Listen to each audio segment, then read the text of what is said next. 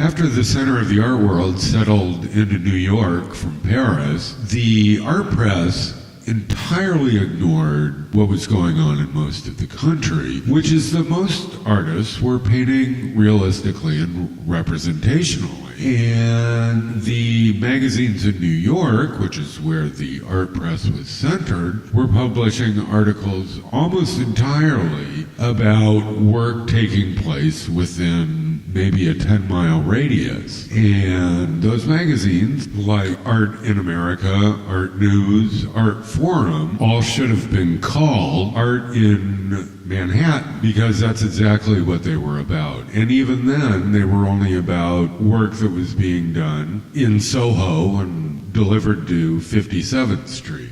Had this happened anywhere else in the country, it would have been a brief provincial movement, but unfortunately, because there was so much money behind it, it endures to this day. So to remedy that situation, we are running a bonus feature, and they are stories of art elsewhere in the country. This first installment is part of a 5-part series called Art in Appalachia. I hope you enjoy it.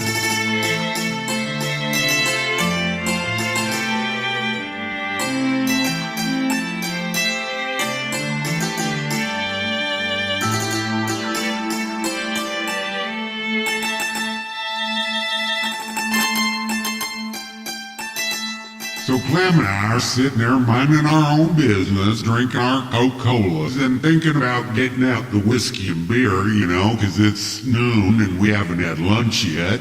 So anyway, lo and behold, up drive this big, shiny new silver Impala. And sure enough, it looked like a government car, and out gets the government man. And he walks up to the screen door and he says, "You boy mind if I come in?" And we're like, "No, help yourself, long as you ain't police." Well, he chuckles a bit and he says, "No, I ain't no police." He said, "I represent the Appalachian Cultural Council." Well, I didn't know there was such a thing, and I know Clem he didn't, but he's like nodding sagely. Anyway, we invite him to sit down, and Clem goes and gets all three of us cold ones, and he says, "Now listen, boys, you know any artists around here?" And Clem, he says, "Why?" And the government man, he says, "Well, I've been driving around for a week and I can't find none, and I got a $50,000 grant here that I got to give away in this county, or I ain't giving it away." And Clem said, "Now you're talking an art grant," and the government man, he says, "Why, yes I am." And Clem says, "Well, it is your lucky day because I am an artist." And the government man, he says, "No." And Clem, he says, "Yes, I am." And the government man, he looks damn right excited, because I guess he's just glad to get this monkey off his back. Clem says, "You can call what I do, you can call it outsider conceptualism." Well, the government man, he perks up even more, looks to Clem like Clem knows what he's talking about. Clem looks at me, says, "Cephas, you remember I was showing you that the other day, that thing I was working on about the engines and shit, I kind of nodded weakly. I didn't want to blow his cover, but I was totally lost. But Clem, he's quick, and I forgot to mention that he actually went to college, community college, for 3 months. So Clem says, "Yeah, well, come on out to the garage and I'll show you what I've been working on." So I follow along, and the government man, he come out. Well, Clem, he'd been working on his car, right? So he had the engine block out there on a tarp that was lying on a old wood pallet, and he says the engine block represents the engine of the media and society. And I mean, he said, the whole media, the televisions and the social media, it is this enormous, magnificent perhaps, but monstrous force that is just assailing us. And we are not being overrun by people. We are being overrun by an idea that is so tangential, I think you said, and solid. It is as real as this cell phone in my hand. Well, the government man heard that. He looked like he had just heard the most beautiful music he had ever heard. And he was serious and shaking his head, like he had heard the voice of God. Well, anyway, Clem goes on, saying, in fact, people are leaving Appalachia. The only people come down here now are Yankees, fucking Yankees, looking for summer homes. So people are leaving, and he finds that incredible because of its awesome natural beauty. And he says, we have this Appalachian kind of sophistication that goes entirely unappreciated. Well, when Clem said sophisticated, I bust out laughing, and I had to pretend I was choking, cause, man, that was just craziest shit I ever heard, Anyway, the thing about Northerners, that almost made me chuckle too. I had to pretend like I had a scritch in my throat, cause I remember somebody telling me about our friend Rebel. Now, she was christened Rebel Flag, but everybody just calls her Rebel, right? Anyway, she run into one of them Northerners down at the gas and sip, and I guess it was, just one of those things anyway. So, they're muttering something about how it's a good thing they can't fly that fucking flag anymore. And Rebel, she says to her brother, her little brother, who's over there trying to break into a car, said, Robert A. Lee, you get over here this minute.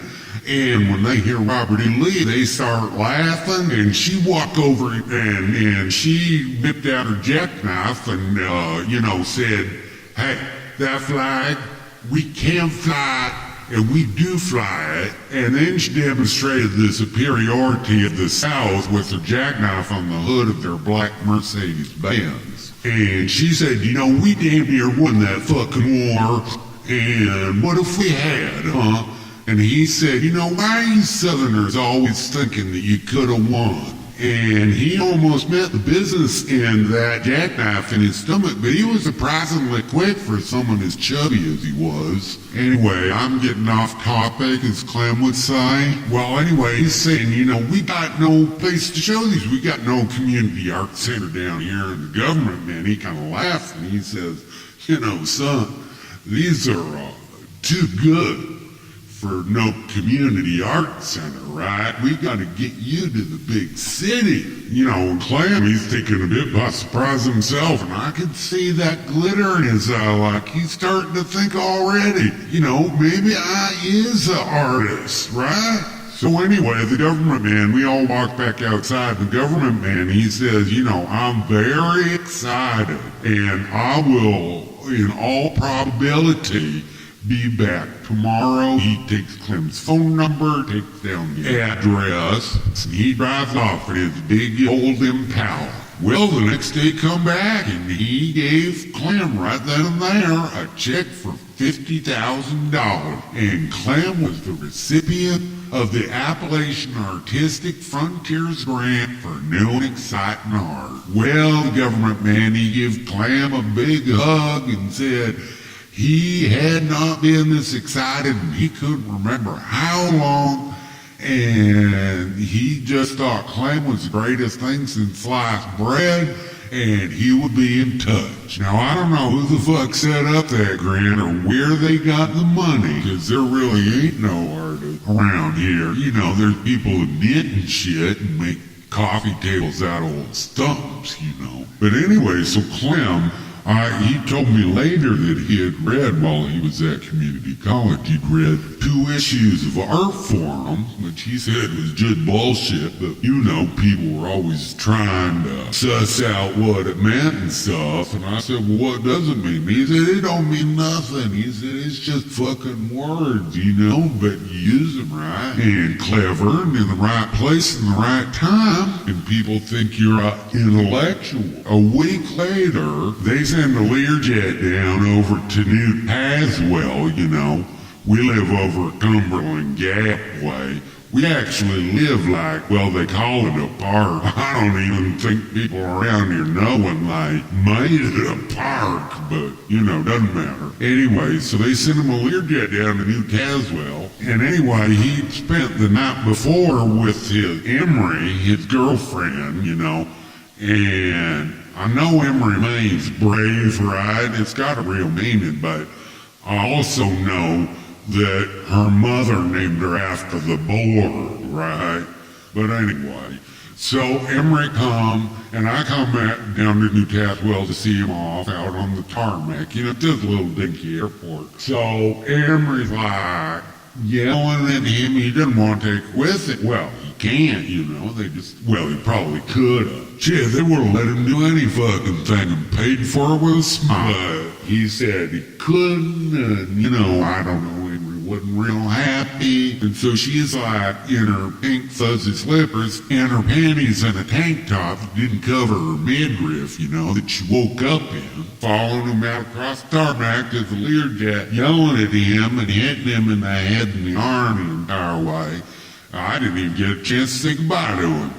So anyway, Clint goes to New York. Next thing I know, there's a little thing in the New York Times about him, and saying that this fantastic, this conceptualist just dropped out of Appalachia, from nowhere, that he's a genius, that he represents a return to formalism, the real formalism and materialism of the original, Marxism, right? I was like, he called me to tell me that. It's not like I get up on Sunday morning and read the fucking New York Times, right?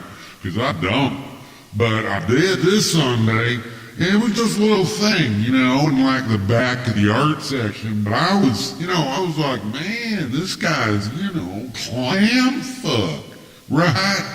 And I say, Clem, I remember Papa Enos talking about formalism and how it relates to communism. Are you like a communist now?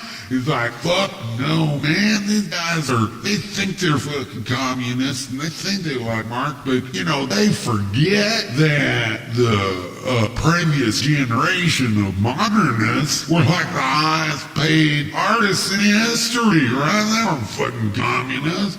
They were rolling in it, and they were supported by people with great political and, societal influence, like the Whitneys and the Rockefellers. So I'm like, well, all right, I guess. Hey, Clam, is there a chance I can be an artist? And he's like, yeah, I don't see why not. It's not hard. I just listen up and write things down when I don't understand them. I just Google it all later, right? So I said, well, how's Emery? You talk to her. And he's like all quiet. And I say, Clem, what's going on with Emery? You guys have been sweethearts since, like sophomore year. He's like, well, I met, he said, have you ever heard of, Gwendolyn Thompson? And I'm like, the model? And he's like, yeah, well, I met her at this party, right?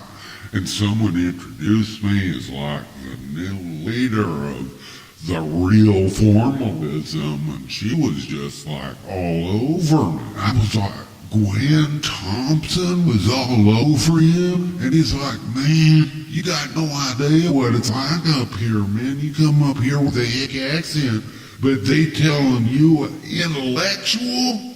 Man, you special as shit. Well, anyway, I gotta go, but I'll be back to tell you some more next time. Anyway, here's looking at you, and, I guess fuck them if they can't take a joke, right?